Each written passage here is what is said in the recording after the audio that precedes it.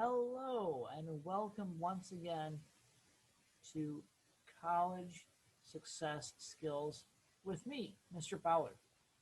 I'm so happy that you're here today and that you're joining me for another round of fascinating material that we're going to cover from our text, College Success Strategies. It's Wednesday, which means we're about ready to wrap up this week. Last time, we were talking a little bit about how to prepare for objective exams. Now remember that objective exams are those that ask a multitude of specific questions, which could include, but are not limited to, identification, matching, multiple choice, multiple select, true and false types of questions. These kinds of questions tax the average student, but really focus on memorization. However, as we saw in the examples from last time, there are a few instances where you're asked to perform a higher order function of thinking, like synthesizing information or analyzing a situation in order to decipher what the best potential answer could be. But most of the time, objective exams are information or memory focused. Today, we're going to shift and look at specialty exams. And we'll say a little bit more about that in the future. But these are really relevant times to think about the types of exams that we're going to look at. This is week 6 after all. And next week will be sort of the beginning of the midterm. We'll have our midterm a little bit on the early side, but don't be surprised if you've got some midterm exams coming up in week 8 or as we approach the halfway point of the course. This is, after all, session 13 and in 3 additional scant courses, which would be, not next week, but in Monday in 2 weeks. We'll be at the midway point, halfway through the semester. Wow, time sure flies. Speaking of which, I better get right into the process of what we're going to discuss today. So let me use the share screen function for just a moment. You should see me up here in the right-hand side, but as I have found out, sometimes these videos and these postings run a little bit more smoothly without the additional handicap of audio. And since you're going to hear my dulcet tones as we're going over this material anyway, I think I'm just going to have to ask you to bear with me as I mute the video. Again, that should strengthen the overall feed of the recording when it's finished. However, if it doesn't, please, in the comments and thoughts, just let me know, and I'll adjust accordingly. Okay, so I'm going to switch the video off. You should still be able to hear me as I go back to sharing chapter 17. Okay, and I'm going to use the slideshow function to show this from the beginning. So for today, we've got a bit of a preview and a review, as we typically do. And I might use all the way up to 10 minutes for this, just to make sure that all of our bases are covered. I specifically want to circle back and address some of the key concerns related to Chapter 16 and objective exams. And I'll tell you about that in just a few short moments. Then we're going to get into the lecture for today's material from Chapter 17, which deals with essay and other specialty writing or other specialty exams. A couple of reminders. Remember that this week, for week 6, we do have a weekly discussion question which asks you to reflect on your peer review experience. Now, those questions can be completed anytime today or throughout the remainder of the week up until 11:59 p.m. on this Friday, which is October 2nd. So I wanted to make sure that we addressed those concerns before we move ahead.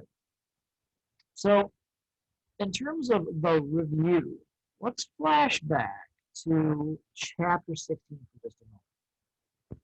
The two study or test questions that were posed to us at the beginning of chapter 16 were what exam preparation strategies work in almost all situations, and how should I prepare for objective exams?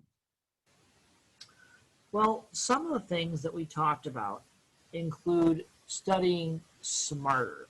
That's what's referred to when the question of what strategies work best for almost all situations. Well, clearly, some basic ideas um, that you've already heard and that we reviewed last time would include things like starting the process early. Make sure that you completed all of your assigned reading in the days and weeks leading up to the exam. Try to make sure that you're organized, meaning you have all your study tools and strategies available to you so that you can dig right in. Try to distribute your time. Focused studying consistently, we determined during our last session, was more effective than one intensive cramming session. Try to break up the work, okay? Especially when it comes to multiple key ideas that are offered in a particular chapter. Now, for this class, the chapters are pretty short and concise. However, most of your classes, I'm assuming, will test your ability to remember information. So rather than make it a focused effort on your memory, try to break up the work into chunks so that you can study a little bit all the time. This will help you absorb the information over a longer period.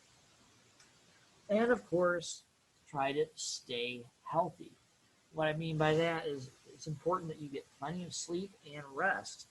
And if you find that you're being taxed by debilitating depression, perhaps you should get some professional help and do that sooner in the course of a semester rather than later.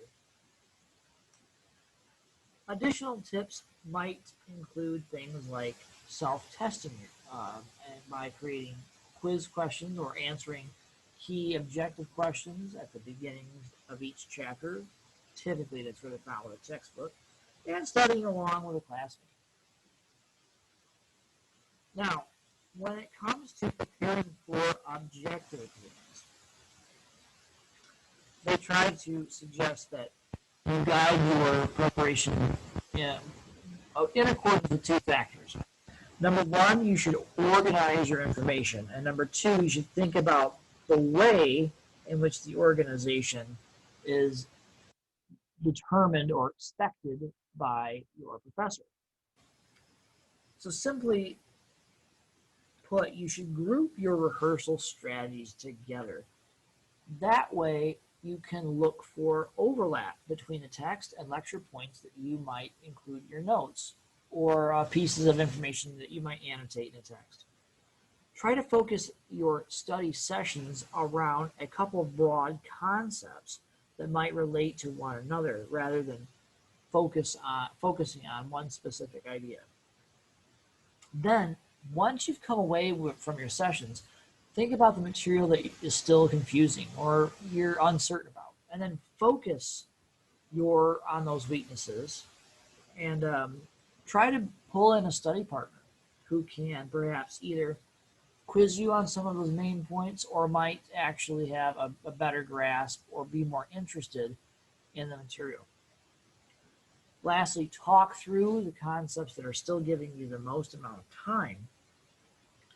Now, this one might seem kind of strange, but again, if you're thinking back to the chapter on memory, even including a little bit of verbal rehearsal can influence your musculoskeletal memory, what's sometimes referred to as muscle memory commonly. And that kind of muscle memory and the repetition can actually infuse itself into your memory and help you to recall key information, even in some very difficult or strenuous times. When you actually show up for the exam, they had a couple of, I would say, pretty basic but solid suggestions. make sure that you get to class on time. Because if you're in a rush, you'll feel, wacky and you won't be focused. When you take your exam, don't just plunge right into it. Read through the entire exam and look it over. Maybe dedicate even as much as 2 minutes to this process. Read the first item that you come across, but if you don't know the answer, don't guess or worry about it. Leave it blank and keep reading until you come across a question or series of questions that you do feel confident about, and begin there. Of course, you should budget your time to make sure that you have the ability to come back and revisit some of those questions. You should definitely also never leave an objective question blank. Try to eliminate silly or redundant answers. A lot of times with multiple choice answers, there are 2 glaringly wrong answers. So eliminate those in your mind so that you can focus on at least giving yourself a 50-50 chance. Remember that you should also use all of your time, which means rereading questions that you may have missed and looking at other questions to see if their question, did they answer or give a hint about some of those unknown or troublesome questions. If you do have to make a guess, don't dwell on it overmuch and develop some sort of strategy. And lastly, if there are questions that involve visuals or other diagrams, be sure you understand the diagrams before you begin to answer the questions. Okay, that takes us up to today's material. Chapter 17, Essays and Specialty Exams. As it says here, one of the key things to remember is to keep calm and simply write the essay. Your self-test questions for this chapter include the following. How should you prepare for essay exams? What kind of study plan should you have for preparing for essay exams? And how should you study for special types of exams, like take-home and open book exams? Well, studying and exam prep secrets really paints a nice picture for us here. You should set goals, aim to understand, focus on the difficult or boring material first, and avoid cramming to make sure that you have time to rest and be as healthful as you can. Okay, let's start with a real basic question. What is an essay exam? Well, essentially, it's defined as any type of question that requires you to write an extended response. Not too shocking. But beyond that, essay tests may include traditional multi-paragraph responses to questions. Essay tests might also include short answer questions, which require you to write a paragraph or 2 in response to a more narrowly focused set of questions. You may also be called upon, oddly enough, to identify specific key terms which will require a definition or explanation. This could take up to several distinct sentences to complete. Now, all of these things could and usually are included on an average essay exam. It's usually not just one sole essay that you're being tasked with, unless, of course, you're talking about an English course, in which case you'll usually be given an essay as a project as opposed to an exam.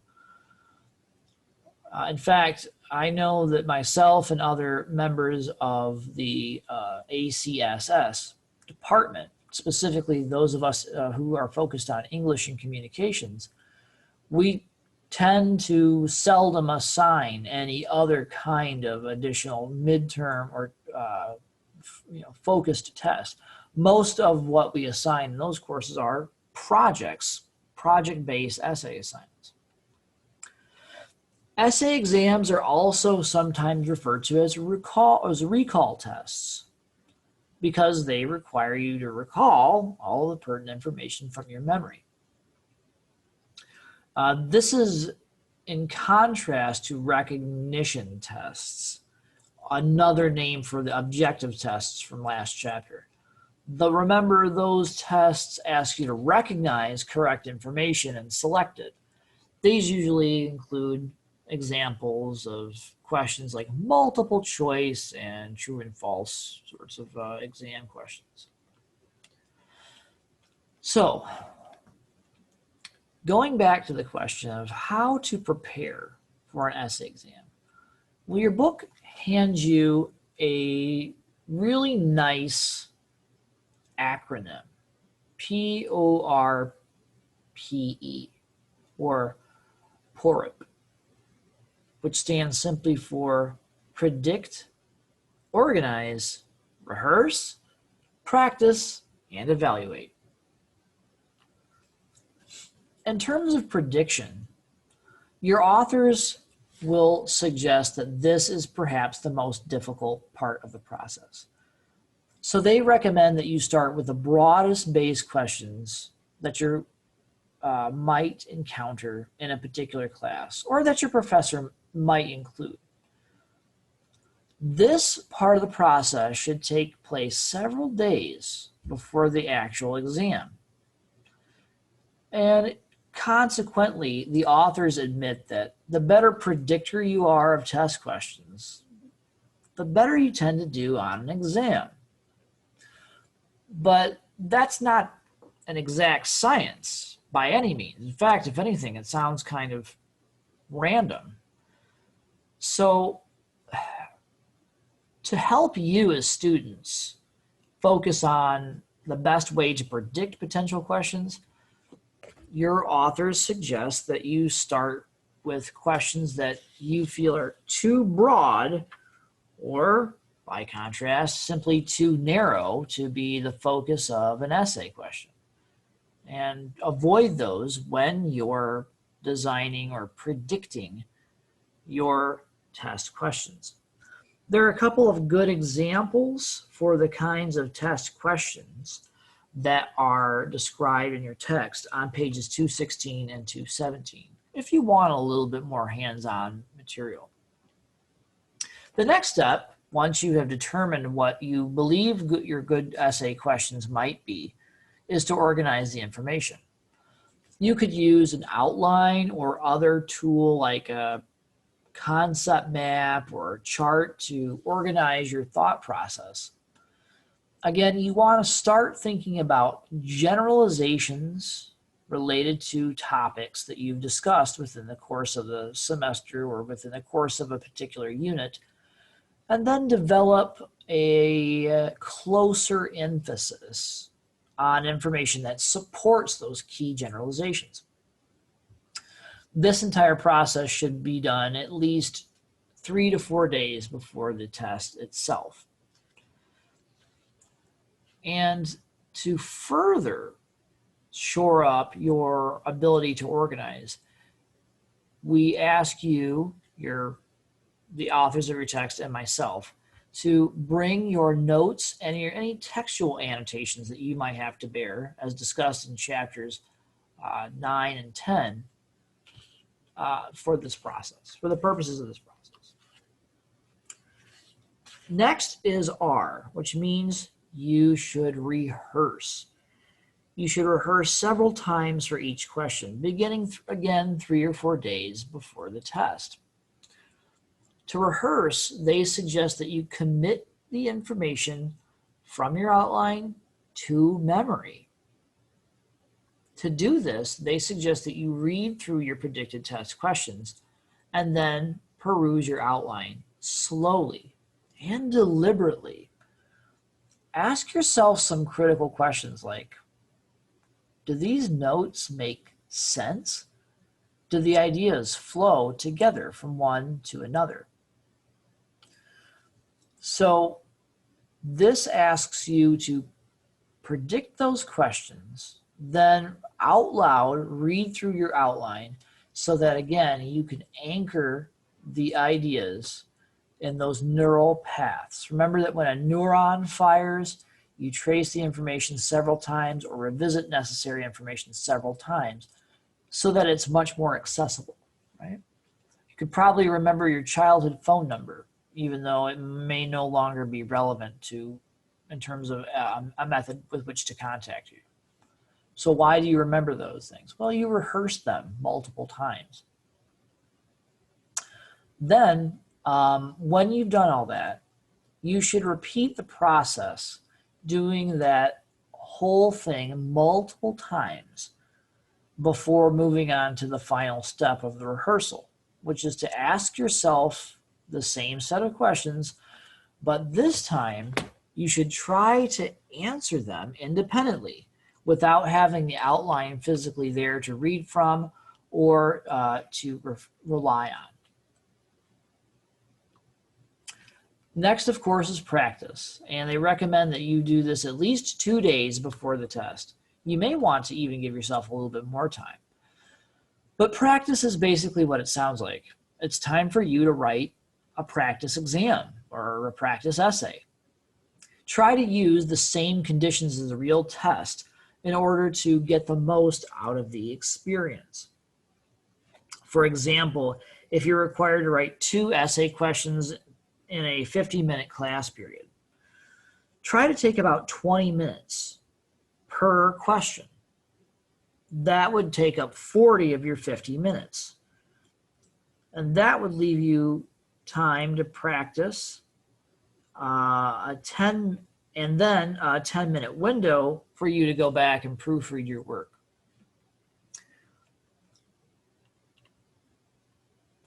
Last, they ask you to evaluate. And this is something you do, again, in that same time period in which you are practicing. In fact, you're supposed to evaluate your work immediately after you're done practicing.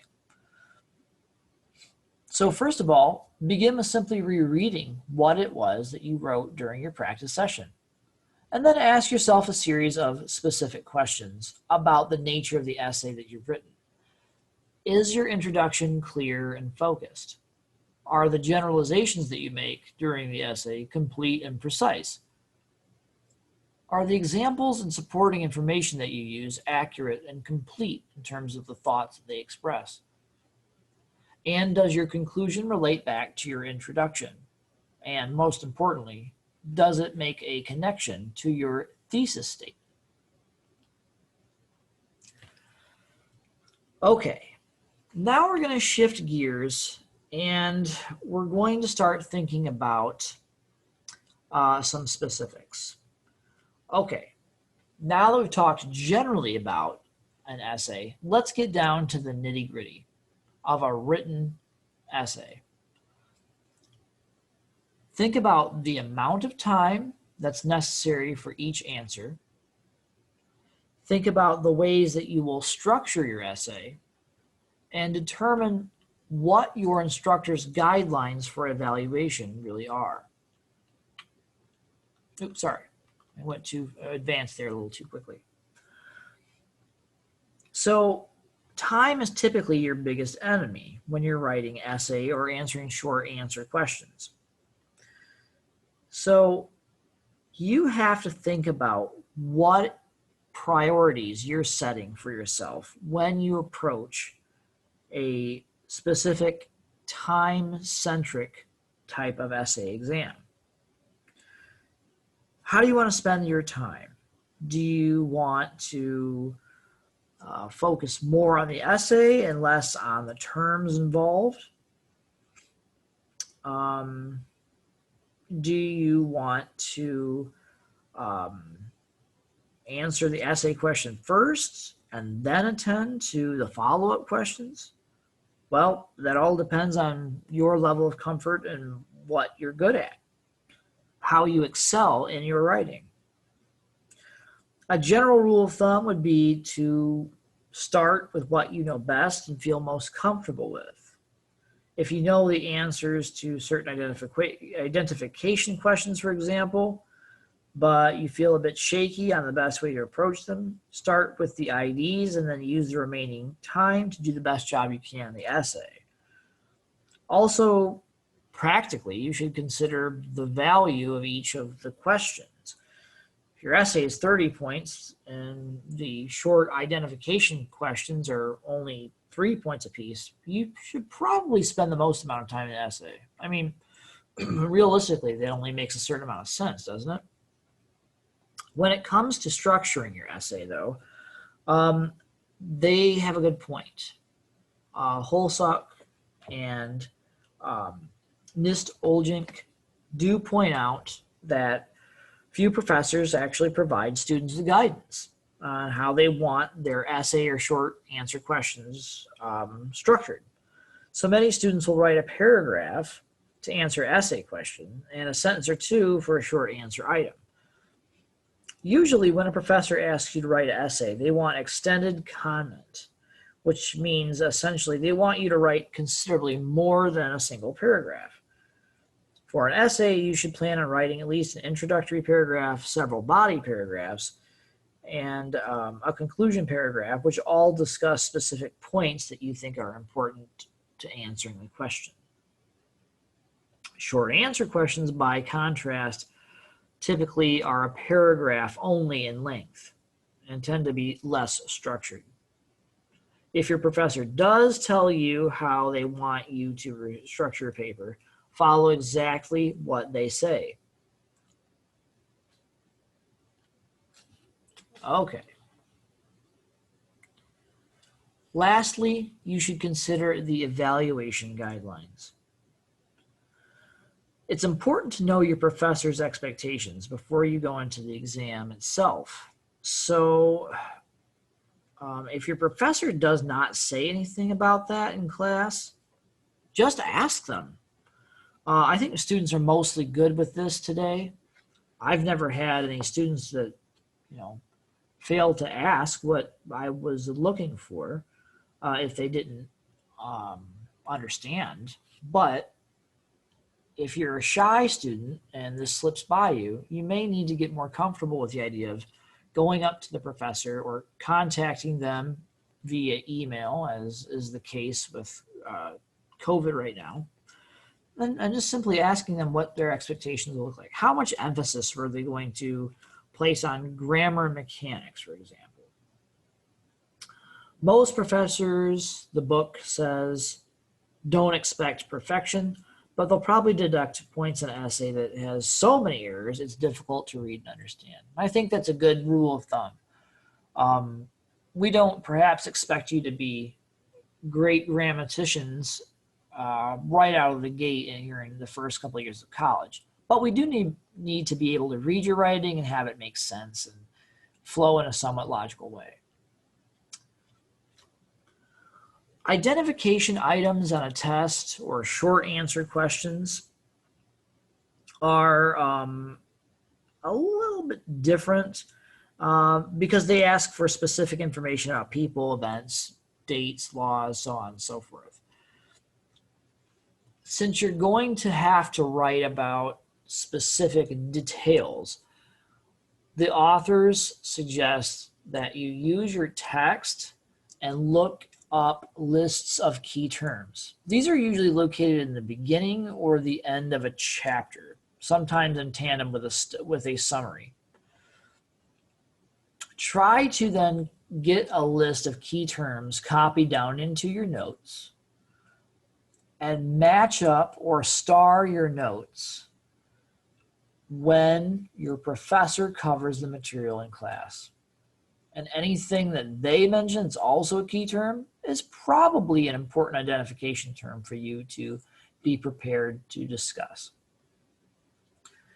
You may also be asked to define the term, discuss its significance, or even explain an example that would help elucidate your reader or your professor as to your awareness of that particular term.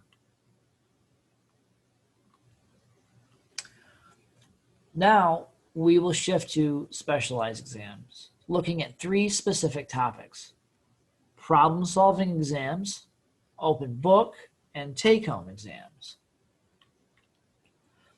Problem-solving exams usually come to us in mathematics, science, engineering, and business courses.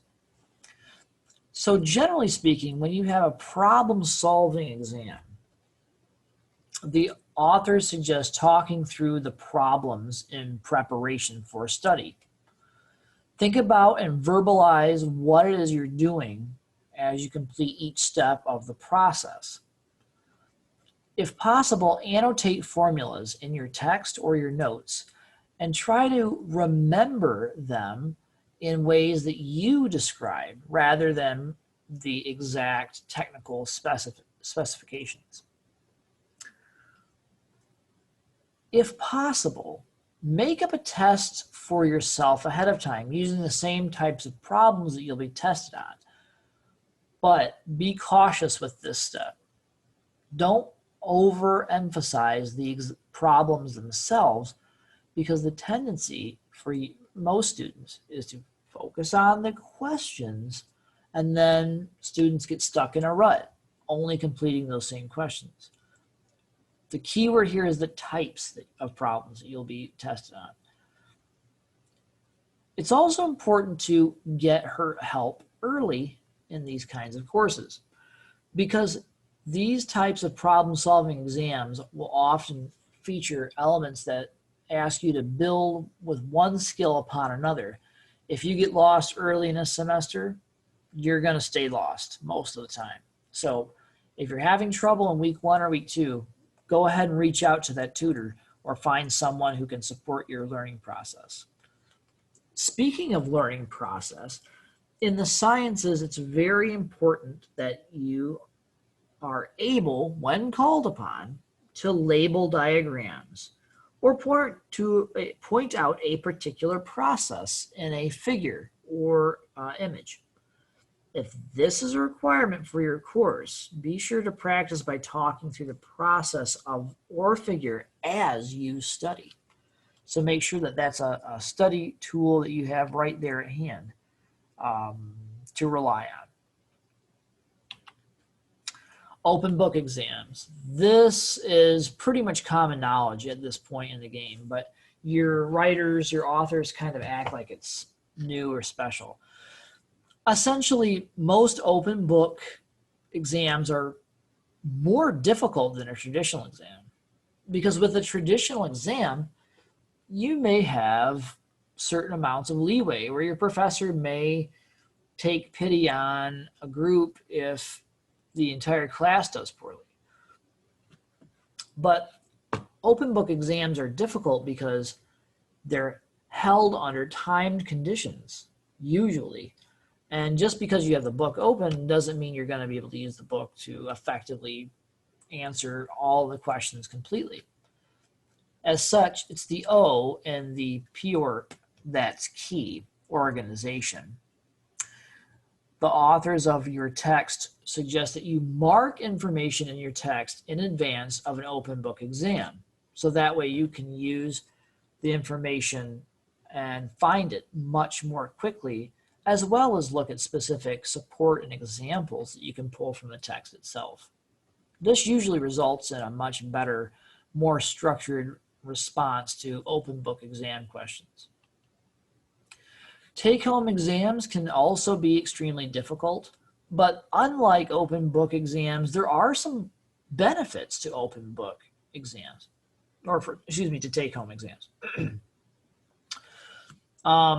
Of course, you have no time restrictions and you have ease of access, which can include not only your book, but if you're doing some of the other things that we suggest in this class, you should have access to notes and annotated texts that can help you structure your responses. However, especially with written take-home exams, your professors are going to expect your answers to be more well-refined and your responses to be that much more professional. Writing in particular is often expected to be grammatically proficient and express clear synthesis, analysis, and critical thought. They may also be looking for extensive support. So when you have a take-home exam, make sure that you use all the time available, but also prepare for the potential for a take-home exam by doing some basic things that we've been harping on throughout the last couple of weeks. Keep up with our reading in a class. Try to attend of course, especially if it's an on-campus in-person class. And make sure that you're rehearsing your questions and reviewing sporadically many times throughout the course of a week rather than relying on one big cram session or hoping that the take-home exam that you know is on the syllabus is going to be easy because you can just get it all done in one night. That is where many students end up in an uncomfortable situation. And we don't want that for you. We want you to be successful. We want you to use the techniques that NIST Ojelnik and Jody Hosuch are providing for you in this text, and that we're trying to reiterate over the course of the semester in this class. Okay. If you have questions or concerns for this week, by all means, do not hesitate to contact me. I'm often a very available type of person, so I'll be looking for questions and concerns that you might have. There is no assigned reading for next week because we're going to spend some time on Monday thinking about how to prep for the midterm exam. And I'll be showing you an example of what that exam will look like. It may not have the exact same questions, or they may not be in the exact same order, but you'll have a preview exam that you can look at, and we can debate that and answer some questions in an extended session on Wednesday of next week, so a week from today. I know this is an online asynchronous class, which means you're on your own and you have your own timetables and agendas, but I'm going to try to set some time aside next week in preparation for the midterm exam so that you can have a couple of Q&A sessions with me, which means I might just be sending out random Zoom invitations in case you want to connect and ask good old Mr. Fowler some questions or seek some clarification. Okay, I'm going to stop share here and return to video. Well, that's it for our lecture for today. I hope that this was helpful and that now that we're getting ready to prepare for the midterm exam, as you're probably getting ready to prepare for your exams in several other classes this semester, you'll go into that process with some great strategies that you can use to improve your overall test scores, or perhaps even just save yourself some time and frustration by studying the smart way. All right, that's it for today. Thanks so much for your time and your attention. I'll talk to you next week.